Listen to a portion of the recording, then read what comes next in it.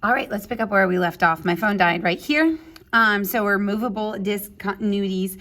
These are the holes that we can remove. So the only place where we have a hole is right here. So we're listing the x coordinate, which would be -1. So our non-removable discontinuity is going to be,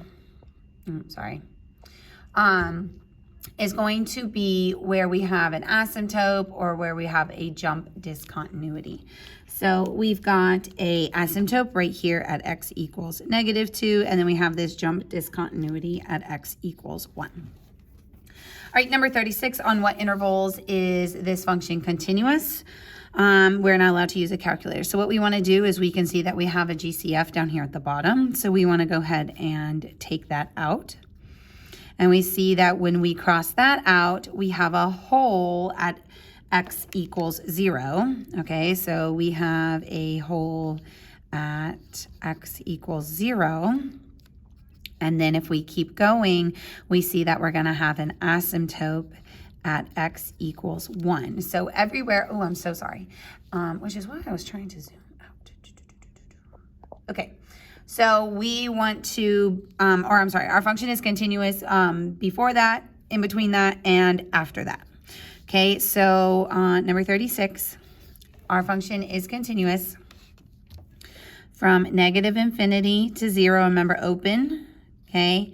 Then from 0 to 1, open, and then from 1 to infinity. So this was number 36. All right, I'm gonna do the same thing for number 37. And let's see, square root.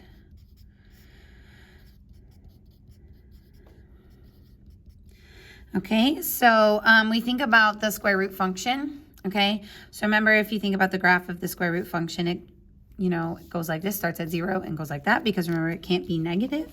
So it's gonna be everything that's greater than this value, because it is okay if it equals -2, because we are allowed to take the square root of a 0. So my answer here will be -2 to infinity, open and close, because it is allowed to equal that. All right, so we are sketching a picture on number 38. So I made some notes over here. This is a linear function with a closed circle. This is a quadratic, open on both sides, and this is a constant and closed. Okay. So again, not using a calculator. Sorry, that was a little squirrely.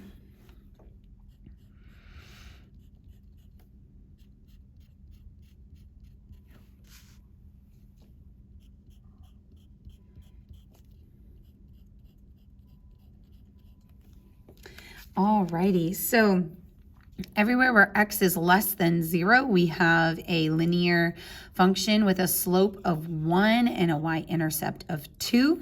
Okay, so as long as it's less than 0, less than or equal to, so I'll be able to plot that y-intercept that I have right there. And then because this function is only when x is less than or equal to 0, instead of going up and right, I'm gonna go down and left. So down 1, left 1, down 1, left 1, down 1, left 1, down 1, left 1. Okay, it doesn't have to be perfect, but we're just getting a general idea. Okay, and then from 0 to 2. Now, I already have something at 0.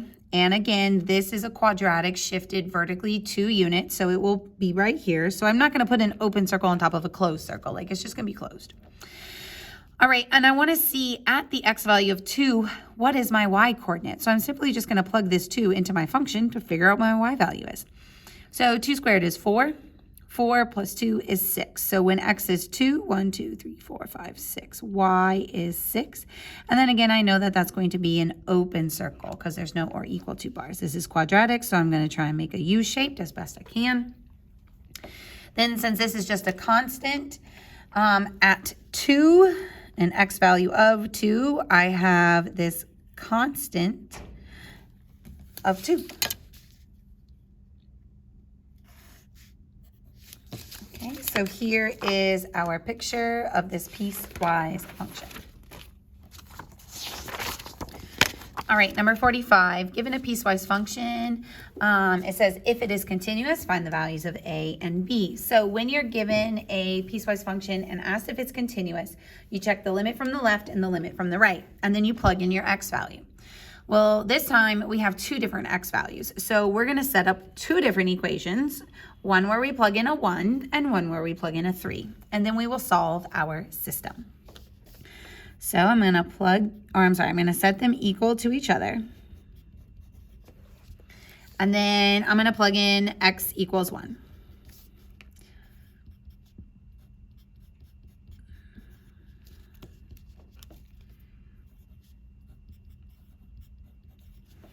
Okay? I'm going to do the same thing, but then I'm going to plug in 3.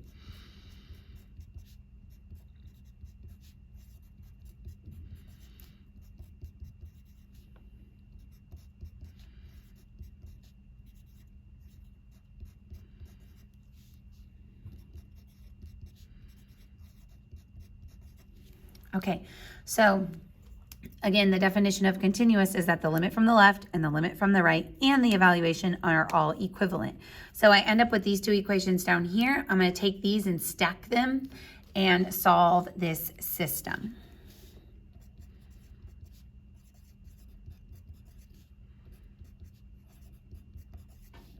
All right, to solve this system, to eliminate the b, I'm going to subtract these two equations. So a is equal to -3. Then I pick one of those equations to substitute my a into to solve for b.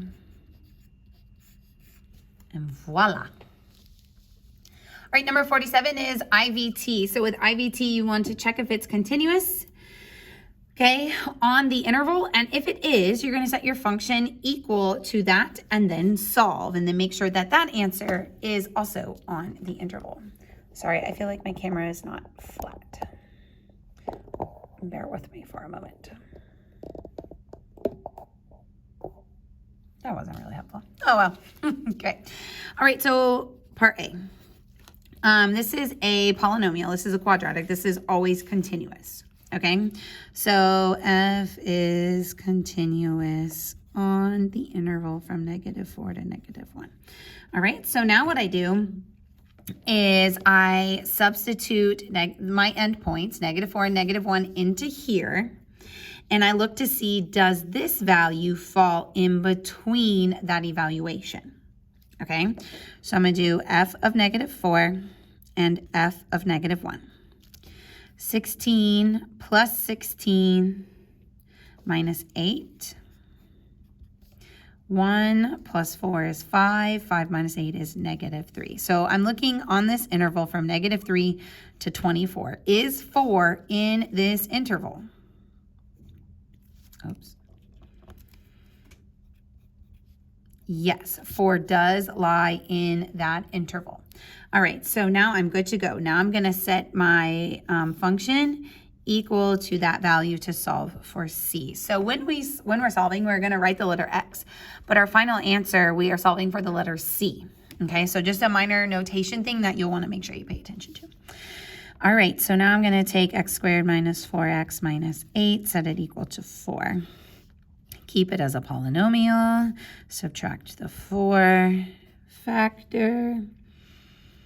It's going to be -6, +2. I'm going to get that x is equal to 6 and x is equal to -2. So remember, these are my two C values. These are my two possible C values. So what I want to do now is come back to my interval and see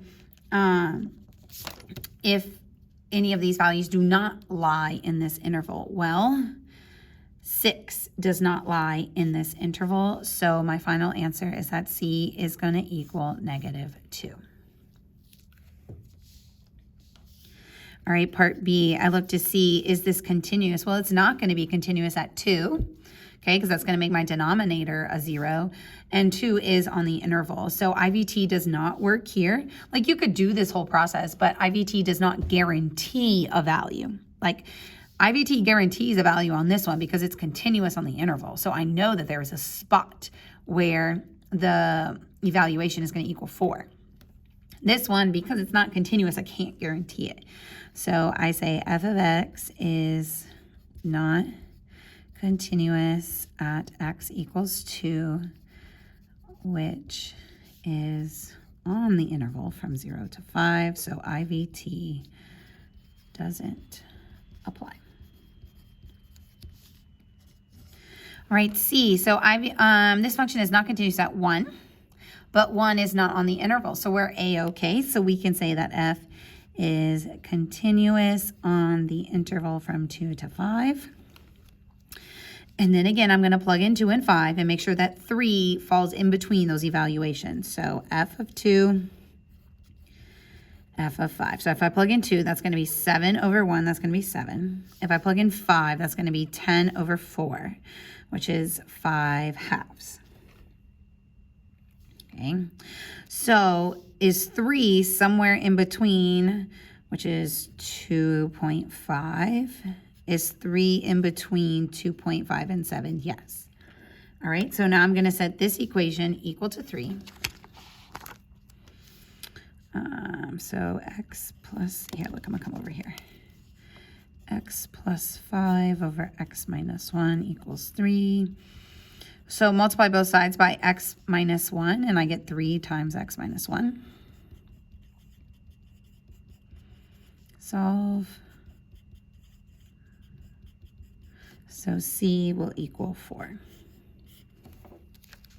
All right, 52, squeeze theorem. Basically, if we're talking about the squeeze theorem, it means that you're missing one of these limits, okay? And squeeze theorem states that as long as the limits at the ends are the same, then we can squeeze a function in the middle, and the limit of that function, even if we don't have that function, like even if we don't have an equation, I know that the limit of this one will be equivalent to these, okay? So if you need a visual, Google a visual of squeeze theorem, and it gives you a very good visual. But what we're gonna do is we're gonna calculate the limit as x approaches some value. In this case, our value is 5. We're gonna evaluate it, and we're gonna find the limit, and then whatever that limit is, all 3 of them have that same limit. Okay, so we are given G. We are taking the limit as x approaches 5 for H and for F. Well, I don't have a function for H and F, but I know if I'm talking about the squeeze theorem, all 3 of these should have the same limit. Okay, so I'm going to use G, and I'm going to plug in 5. So remember, with a limit, the first step is to do direct substitution. Okay, so we're going to do the limit as x approaches 5 of x squared minus 25 over x minus 5. Well, when I plug it in, I get 0 over 0. All right, so we have 2 options. You can do L'Hopital's, or you can factor. Initially, I factored, but after doing it again, it makes more sense to do L'Hopital's, okay, because it qualifies for L'Hopital's rule, which means it's a fraction, and the limit is approaching 0 over 0 or infinity over infinity. So this is my new limit that I need to take, and now I'm going to direct substitute. 2 times 5 equals 10. So the limit of g of x as x approaches 5 is 10, which means that the limit of f of x and h of x will also be 10. Okay, so my statement is, so if the squeeze theorem applies, then the limit of h of x is equal to the limit of f of x as x approaches 5 will all equal 10.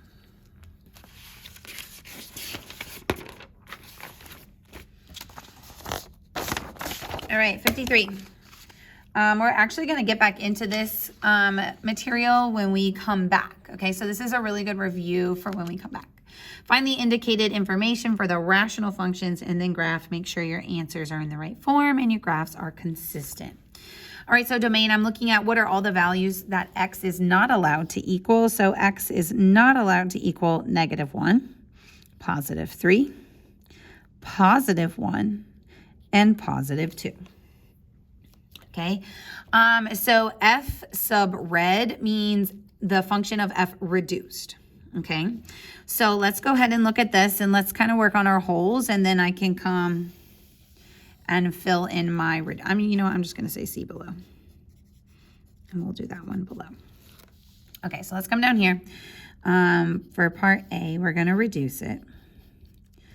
So we have x minus 3, x plus 2 squared, x minus 1 squared, x plus 1, x minus 3, x minus 1, x minus 2 squared. All right, I can cross out an x minus 3, so that means I'm going to have a hole there. So 3, and then I'm going to need to find the y value. X plus 2, I don't have one of those. X minus 1, oh, I have one of those. So I can cancel this one out, but that 2 is just going to turn into a 1. So that means that I also have a hole at 1. All right, let's talk about if these holes are odd or even. Pay attention to the exponents. So this one is odd, and the one at positive 1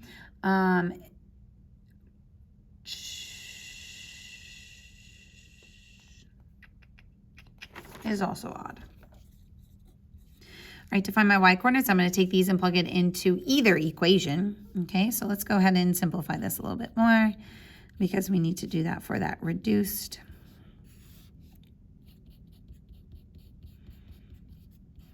All right, again, it does not matter what I plug it into. I plugged it into my reduced one. So 3 plus 2 is 5. That's 25.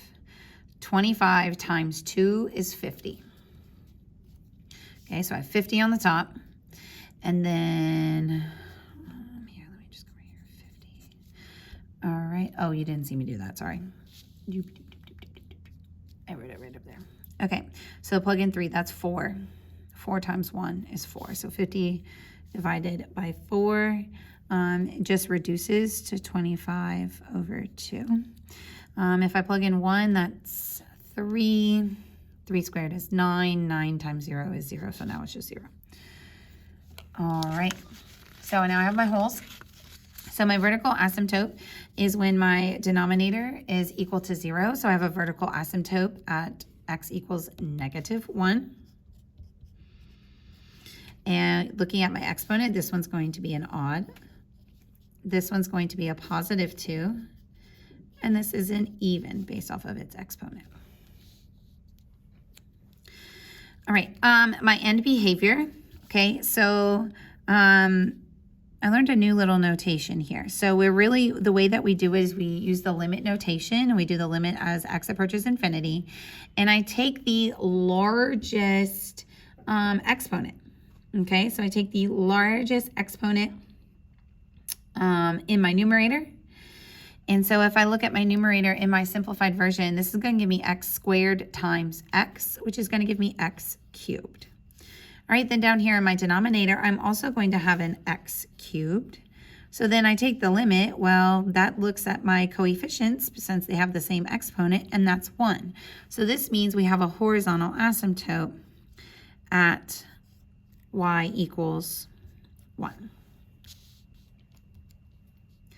All right, my x-intercept is when y is equal to 0. So when I set this thing equal to 0 and try to solve. Okay, let's see, come down here, we'll do our y-intercept. So my y-intercept, oh my gosh, this is when, oh, because I was looking, oh, I'm confusing myself. Okay, x-intercept is indeed when y is equal to 0. All right, here we go. So 0 is equal to your numerator, basically. So we have x plus 2 squared times x minus 1. All right, so we get two solutions here. We get that x is equal to -2 and x is equal to +1. But we want to keep in mind that if I look at my domain is not allowed to equal a +1, so I can't have an x-intercept there. So I will have an x-intercept at -2. Remember that my y-coordinate is just 0. For my y-intercept, this is when x is equal to 0. Okay, so I'm going to plug in 0 for x everywhere. Y equals 0 plus 2 0 minus 1. Again, I'm plugging it into my reduced function. It's not going to matter which one you plug it into, but it just seems easier to plug it into the reduced version. So that's going to give me 4, negative 1, 1, 4. So I'm going to end up with negative 4 over 4, which is negative 1. So on my y-axis, 0, negative 1. Okay. And then I would take all, I'm so sorry. I would take all of this information and I'm going to graph.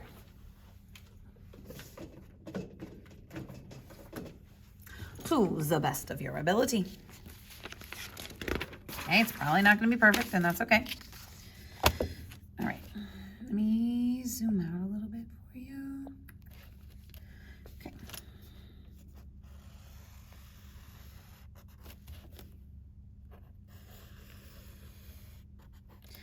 All right, so I'm going to start with my vertical asymptote at x equals negative 1 and x equals 2.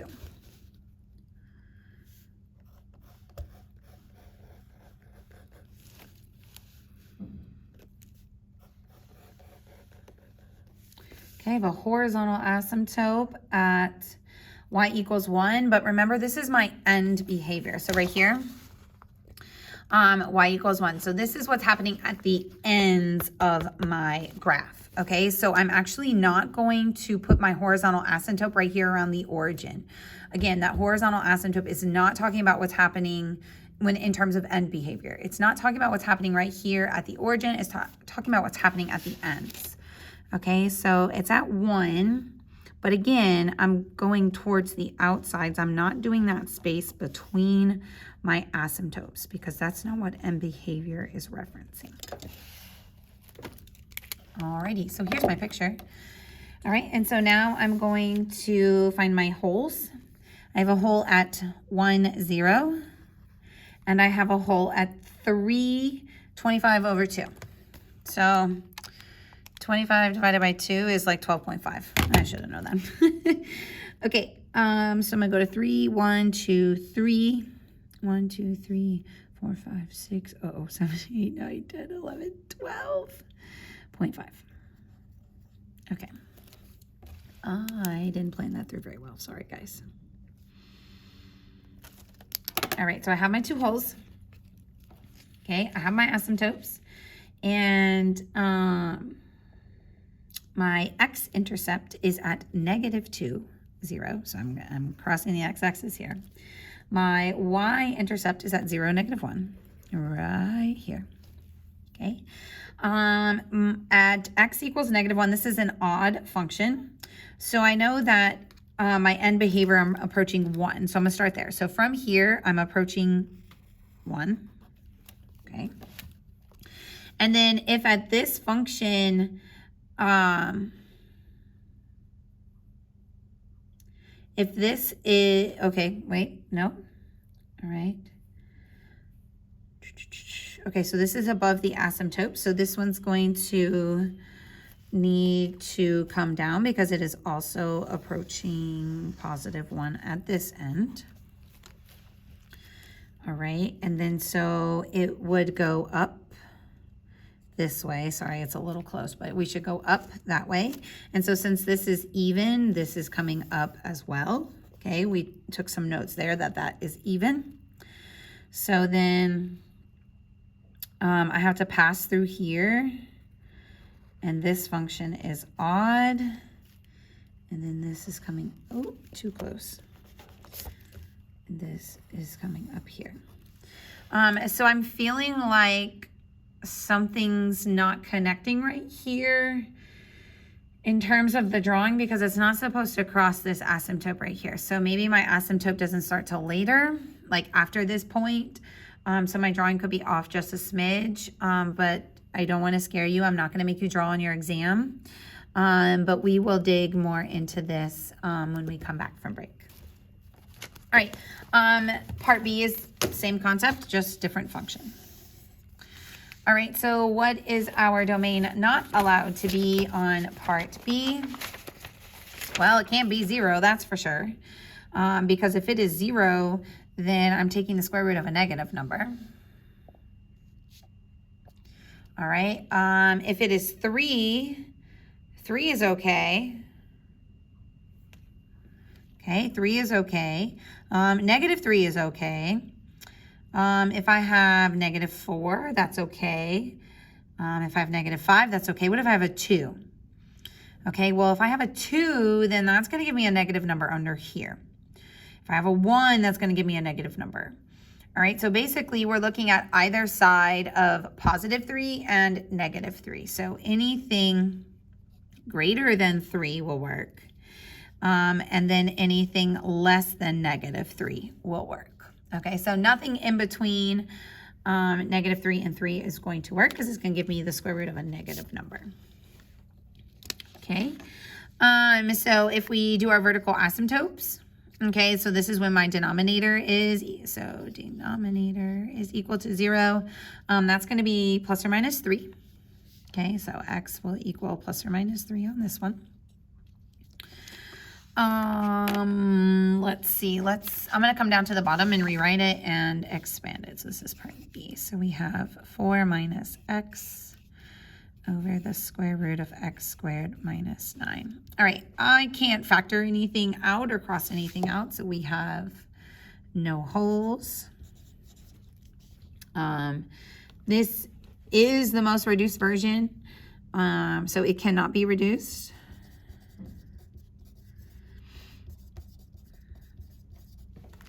All right, so my end behavior, again, remember I'm looking at my largest exponents. Okay, so we use the limit definition to infinity of this. So this is going to be a negative x. Remember, your constants aren't important. When you take the square root of x squared, that is just x. So this is going to give us a negative 1. Okay, but because of this square root, okay,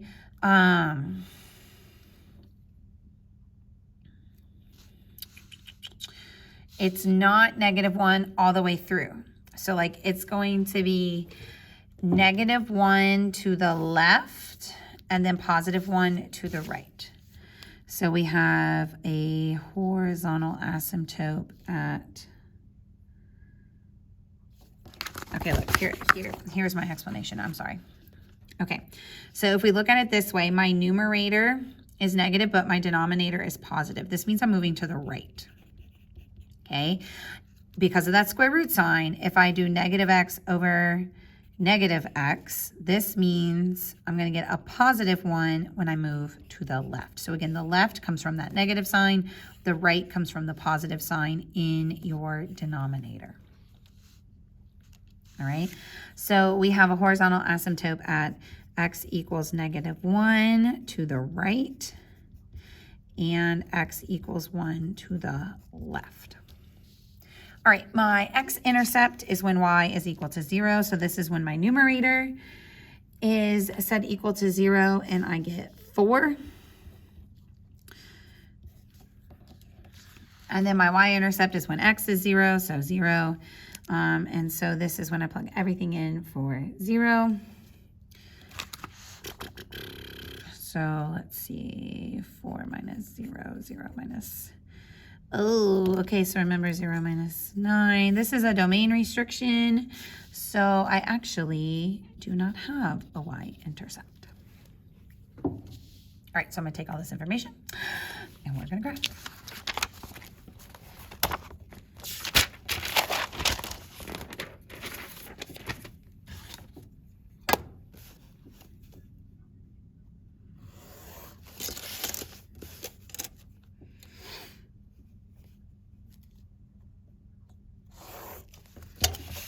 Alrighty, fine. So we have vertical asymptotes at positive and negative 3.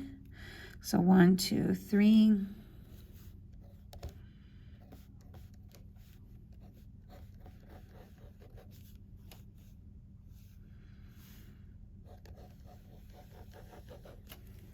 Okay, and then we remember we have horizontal asymptotes at, let's see, on the right-hand side, we're at negative 1.